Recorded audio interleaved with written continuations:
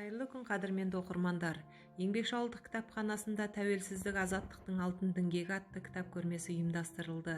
Мұндағы мақсатымыз жастарды патриоттық рухта, отансүйгіштікке тәрбиелеу болып табылады.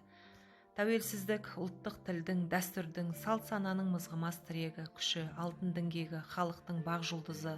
Тәуелсіздік ол арман. Жер бетінде қанша ұлт болса, сонша арман бар. Сол арманға біздің қазақ халқы да жетіп, көптеген елеулі жетістіктерге қол жеткізді. Еліміздің тыныштығы мен қауіпсіздігі көп ұлтты халықтардың жарастығы мен ынтымақтастығы орнады.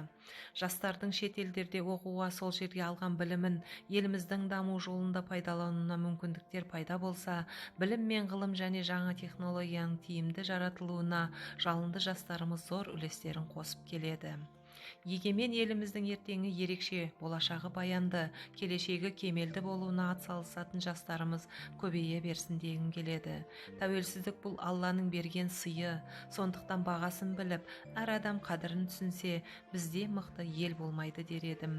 Көрмеге қойылған кітаптар 1986 жылғы желтоқсан оқиғасында ұлттық тәуелсіздік құқығын қорғау үшін бас көтерген желтоқсандық жігіттер мен қыздардың ерлік қадамдары, желтоқсан құрбандарының өмірбаяны туралы айтылады.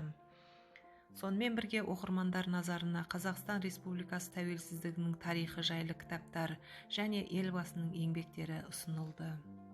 Назарларыңызға рахмет.